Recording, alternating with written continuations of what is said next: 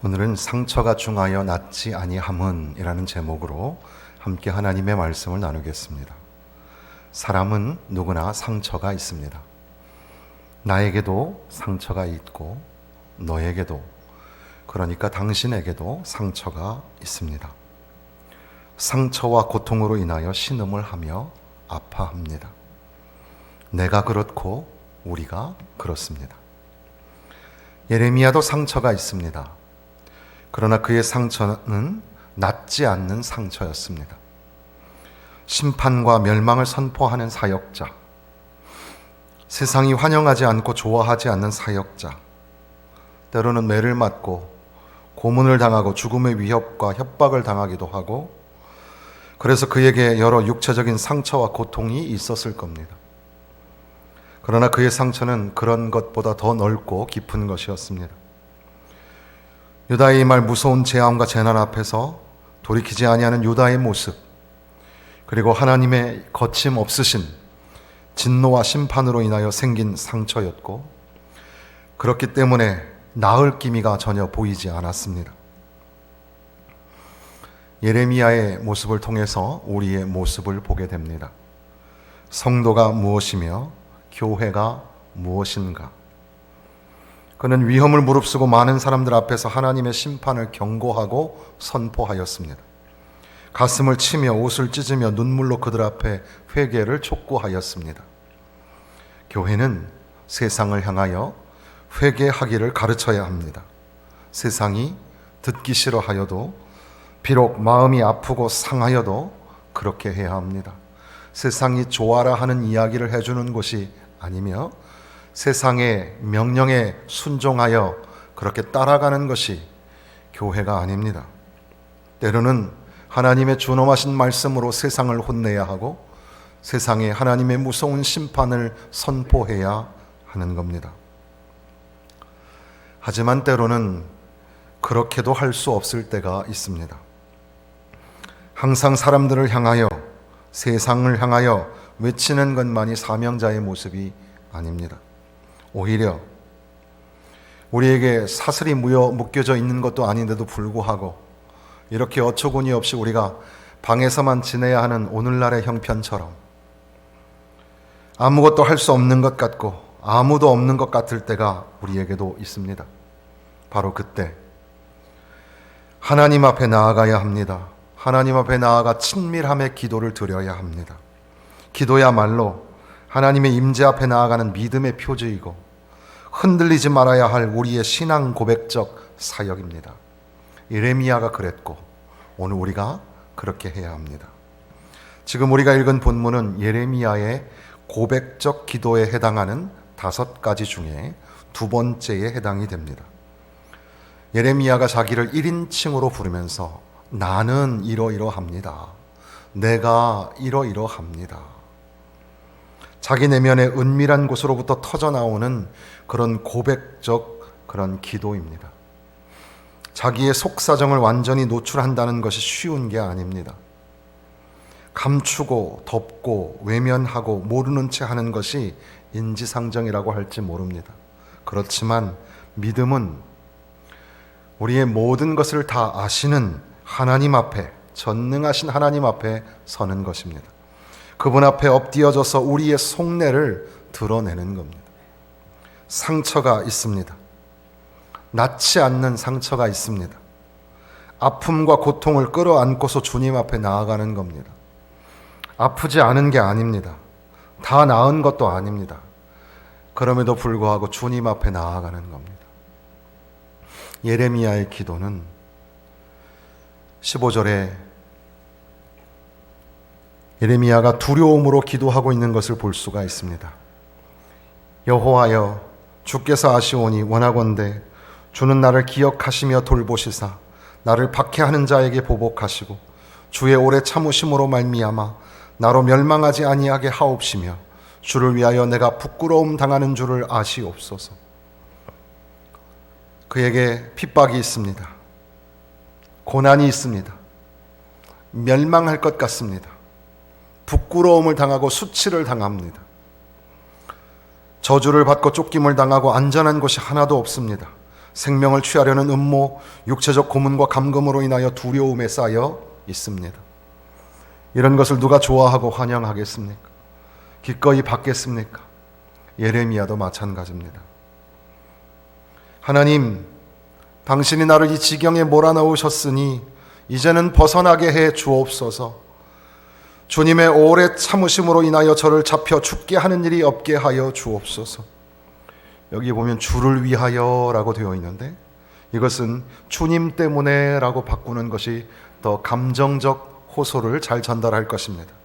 주님 때문에 제가 수치와 수모를 당하고 있는 것을 좀 알아주옵소서. 하나님 무섭습니다. 하나님 두렵습니다. 빨리 이 시간이 지나게 하여 주옵소서. 때로 우리는 서두르지 아니하시는 하나님의 시간 앞에서 전전긍긍할 때가 있습니다.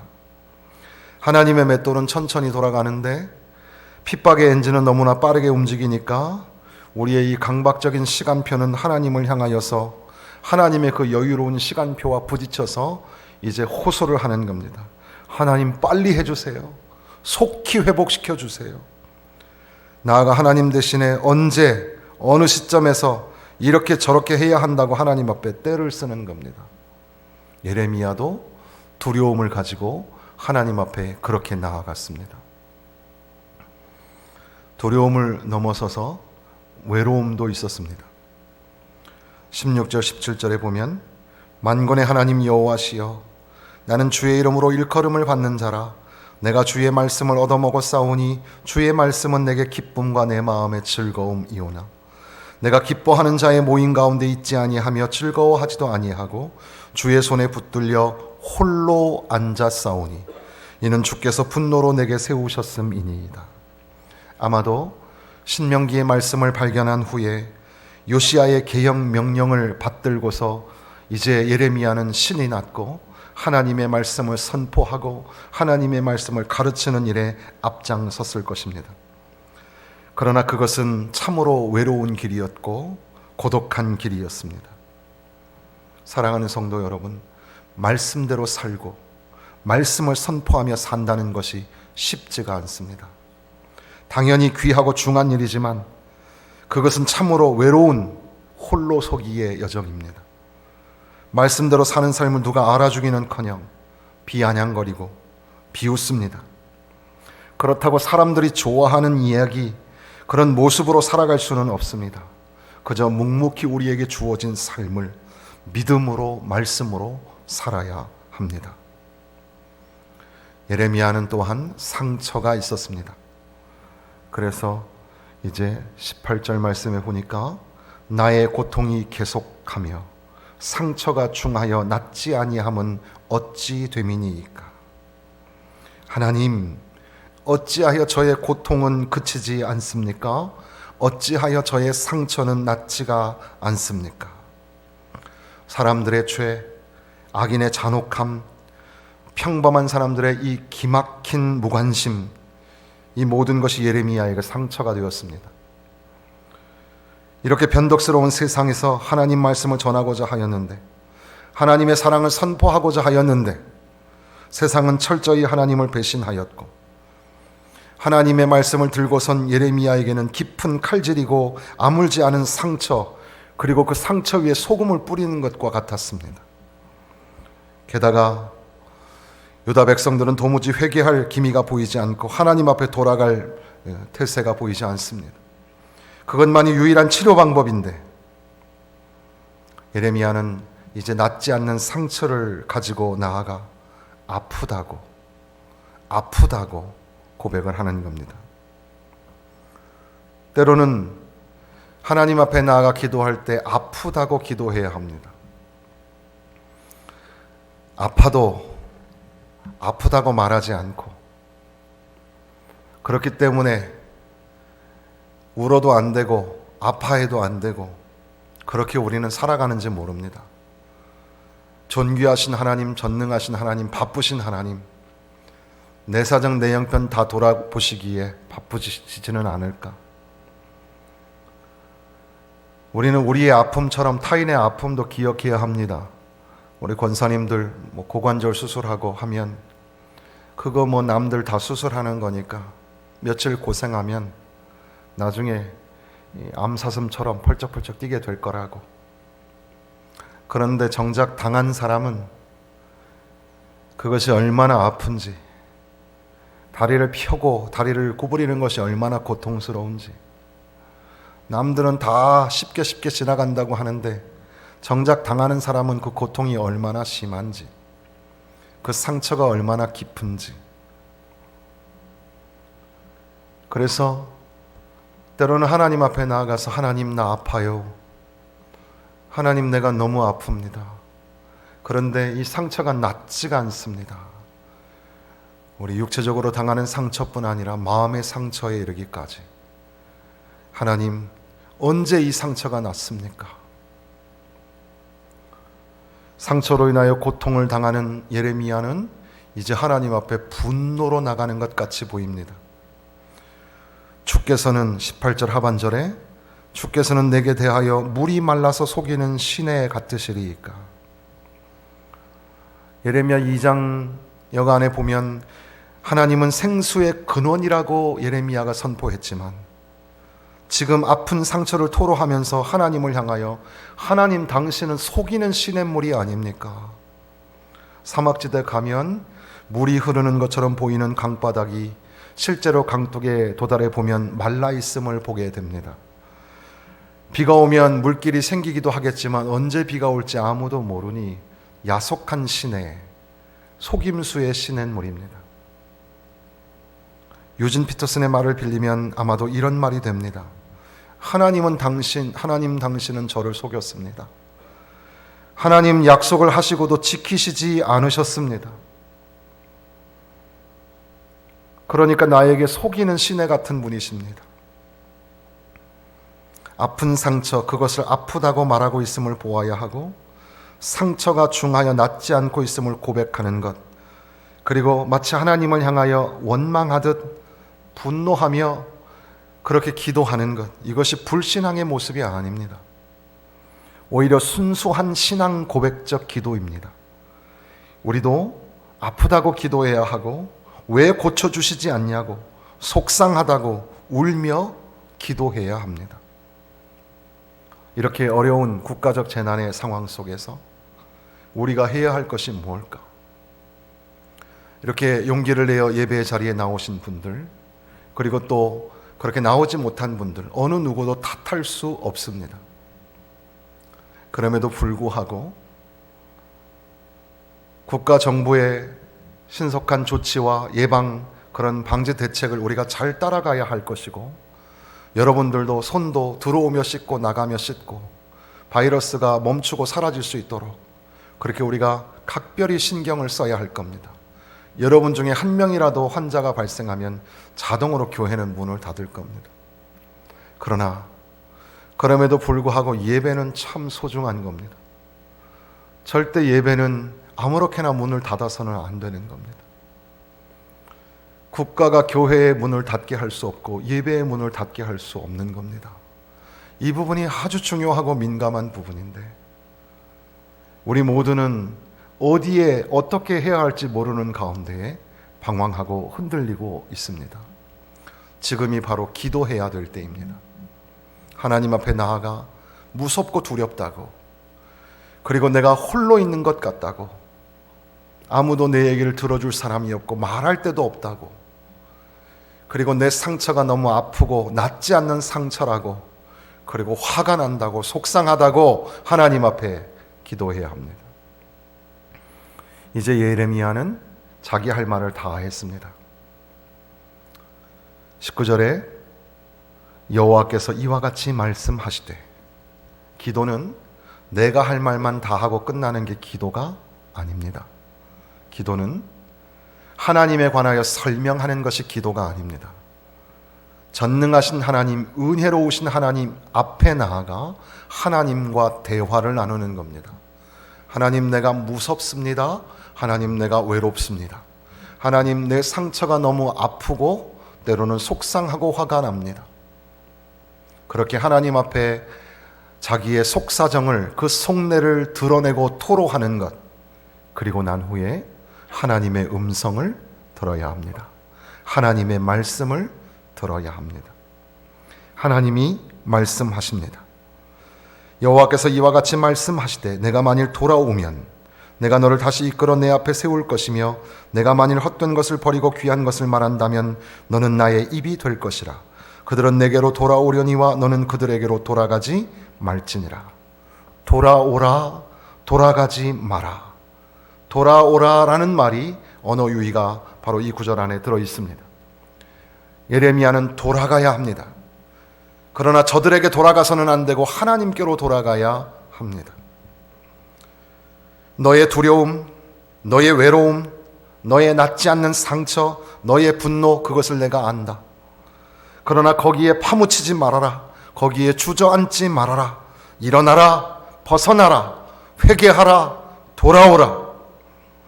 하나님은 우리의 고통을 공감하시죠. 그러나 우리의 자기 연민을 마냥 내버려 두시는 분은 아닙니다.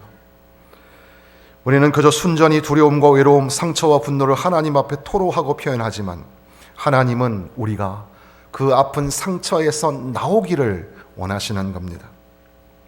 돌아오라. 하나님께로 돌아가라. 이렇게 어려운 국가적 재난의 상황 속에서 우리가 할 것이 뭡니까?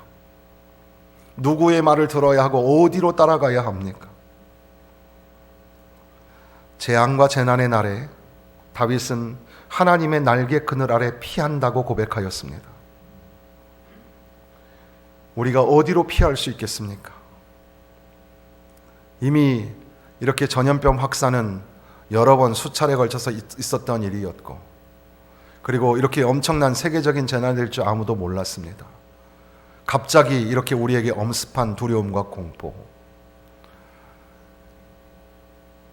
상상하기 싫은 일이지만 전쟁이 일어난다면 어떻게 하시겠습니까? 그래도 예전에는 피난길 올라서 대구 부산 가면 살았지만 지금 전쟁은 그런 전쟁이 아니죠. 어디로 피할 수 있겠습니까? 어디로 가면 안전하고 어디로 가면 살 수 있겠습니까? 하나님께로 돌아가야 합니다. 하나님만이 우리의 피난처가 되시죠. 하나님 날개 그늘 아래 숨어야 합니다. 하나님이 보호하시고 하나님이 지키시고 하나님이 안전하게 하시는, 그러니까 시공간적 예배, 오늘 여기에 오신 분들의 믿음이 참 대단합니다. 그러나 제발 교회 가지 말고 집에서 건강을 지켜달라고 자식들의 하소연 앞에, 눈물 앞에, 그래 집에 남아서 이렇게 예배를 드리지 못하는 답답한 심정의 우리 성도들도 계시겠죠. 어느 누구를 탓할 수 없습니다. 모두가 다 이 긴박한 이 상황 속에서, 위급한 상황 속에서 서로를 지키고 자기를 지켜나가는 그런 상황입니다. 그럼에도 불구하고 우리의 마음은 하나님을 떠나 있지는 않은가? 하나님보다 다른 것에 관심을 두고 하나님보다 다른 소리에 귀를 기울이고 있는 것은 아닌가? 하나님께로 돌아가야 합니다. 하나님만이 우리에게 피난처가 되십니다. 20절, 21절, 내가 너로 이 백성 앞에 견고한 노성벽이 되게 하리니 그들은 너를 칠지라도 이기지 못할 것은 내가 너와 함께하여 너를 구하여 건짐이라. 여호와의 말씀이니라. 내가 너를 악한 자의 손에서 건지며 무서운 자의 손에서 구원하리라. 여기 보면 구하리라, 건지리라, 건지리라, 구하리라 말씀이 나옵니다. 그러니까 하나님께서는 우리를 다시 돌아오게 하실 뿐더러 우리로 하여금 구하여 주시고 건져 주신다고 말씀하십니다. 이것은 하나님의 회복과 치료의 말씀입니다. 우리 모두 그 아픈 상처를 하나님 앞에 끌고 나가서 하나님 앞에 토로하며 울며 기도하다가 하나님을 만나고 하나님의 시간표 앞에서 하나님의 치료와 회복을 만나야 합니다. 이것은 또한 부흥과 갱신입니다. 예레미야는 다시 눈물을 훔치고 일어나서 그 하나님의 막중하신 사명을 감당해야 합니다. 성도가 그래야 하고 교회가 그래야 합니다. 세상에 나가서 하나님의 무서운 심판의 말씀, 그럼에도 불구하고 그 경고의 말씀을 세상에 선포해야 하는 겁니다. 사랑하는 성도 여러분, 우리가 얼마나 두려운지, 얼마나 외로운지, 얼마나 상처가 아프고 심한지, 그리고 얼마나 화가 나는지 하나님 앞에 다 아뢰어야 합니다. 주님의 날개 그늘 아래 피하여서 하나님 앞에 다 내려놓고 하나님 아프고 속상합니다. 기도해야 합니다. 그러나 그것뿐 아니라 하나님의 음성, 하나님의 뜻을 듣고 물어야 하고 하나님이 무엇을 원하시는가를 알아야 합니다. 하나님은 우리가 회복되고 치유되고 하나님은 우리가 부흥되고 갱신되어 다시금 막중한 하나님의 사명자로 하나님께서 우리에게 주신 사명을 따라 성도로 교회로 부르심을 받았는데 그 사명을 감당하기를 원하시는 겁니다. 윌리엄 바터스트라는 사람의 시를 제가 각색해서 읽고 마치겠습니다. 사방에서 대적이 몰아닥쳐도 두려워하지 않겠습니다. 땅 위에 어떤 재앙에도 조금도 떨지 않겠습니다. 징계의 채찍을 아프지만 불평과 원망을 지나며 상처로 인하여 슬퍼하는 시간에도 하나님을 의지하겠습니다. 폭풍이 몰아치면 더욱 밝고 더욱 분명해질 겁니다. 위험 속에서도 두려워하지 않고 어둠 속에서도 의심하지 않겠습니다. 예레미야처럼 하나님 앞에 깊은 친밀함의 자리까지 나아가서 하나님의 날개 그늘 아래 보호 가운데 한 주간 평안하게 지내시기를 주님의 이름으로 축원합니다. 전능하신 하나님,